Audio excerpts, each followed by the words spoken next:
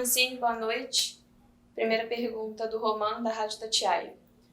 Mancini, por que dois tempos tão distintos do time e o que, na sua opinião, foi primordial para esse placar contra tão elástico? Boa noite a todos. Não tenho dúvida que foram dois tempos distintos, né? O primeiro tempo, o América ainda chegou, ainda equilibrou o jogo, até mais ou menos um minuto ali, 28, 30, nós tínhamos até um bom desempenho.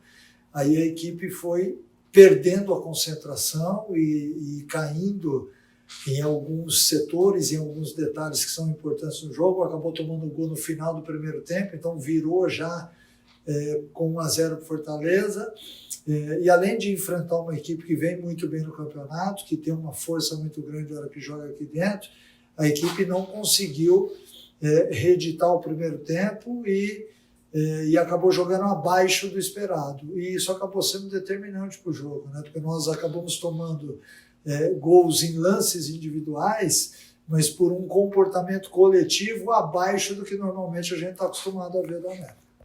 Pergunta da Duda Gonçalves, da Rádio Super e Jornal Tempo, e da Giovana Oliveira, da Rádio Confidência. Mancini, após sofrer gols nos minutos finais contra o Bahia e hoje também, no fim do primeiro tempo e início do segundo, você considera que a defesa do América é um dos pontos passíveis de melhora, que precisam de mais atenção neste momento? As falhas nas marcações individuais que afetaram tanto no jogo de hoje também é algo que te preocupa? Quando você tem um erro individual, normalmente ele decorre de um erro coletivo, né? E o que eu vi, porque eu já assisti os lances agora no vestiário, e realmente a gente detectou que o erro coletivo aconteceu, mas aí acabam que erros individuais desmanchando aquele sistema de proteção que normalmente a gente teria que ter. Os dois gols lá do jogo do Bahia e o gol que nós tomamos hoje, o primeiro gol do Fortaleza, foi sim erro de falta de concentração, acima de tudo, porque nós tínhamos a maioria dos jogadores dentro da área, então isso não pode acontecer. Mas acaba acontecendo quando você, porventura, tem um time bem postado, mas a tua agressividade em alguns lances ela acaba sendo abaixo do normal. Por isso que eu disse que hoje eu vi o América jogando num tempo bem arrumado, perdeu um pouquinho de concentração no final do primeiro tempo, foi quando tomou o gol, e no segundo tempo muito distante daquele América competitivo que nós vimos diante de Inter, de Santos, de Bahia, né? E é importante que a gente retome isso, porque a força do América está exatamente nisso, num jogo coletivo competente, competitivo e, acima de tudo, extremamente concentrado.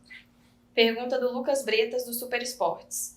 Especialmente no primeiro tempo, em muitos momentos, o Fortaleza abriu mão da posse e cedeu longos períodos de fase ofensiva ao América. Você acredita que a equipe exagerou nas bolas longas e teve a estratégia de jogar em transição prejudicada por essa postura do adversário? Não tenha dúvida que esse foi um dos pontos, sim.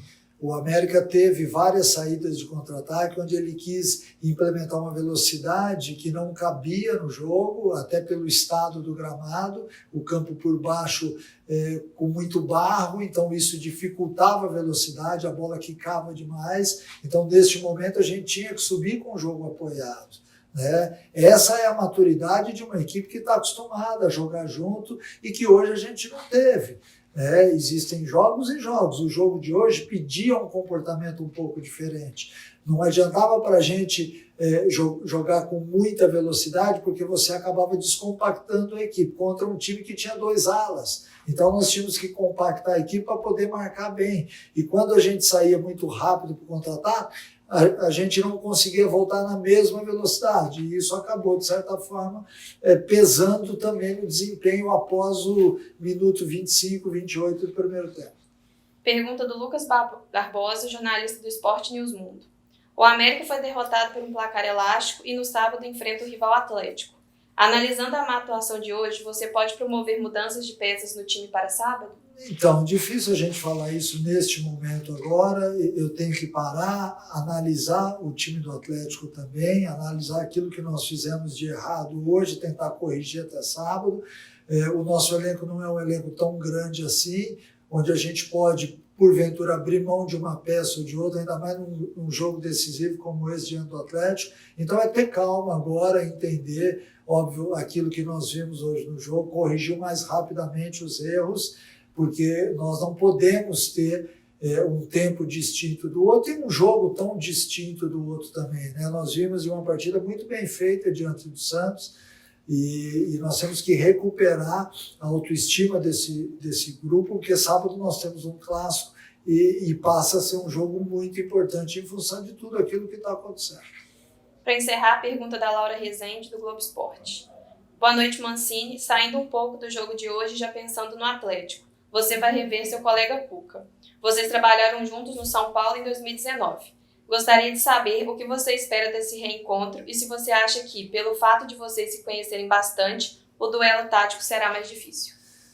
Olha, o duelo tático, ele vai acontecer no jogo, né? O jogo certamente vai ser um jogo de xadrez, onde quem mexeu uma peça antes da outra vai ter algum tipo de consequência, né?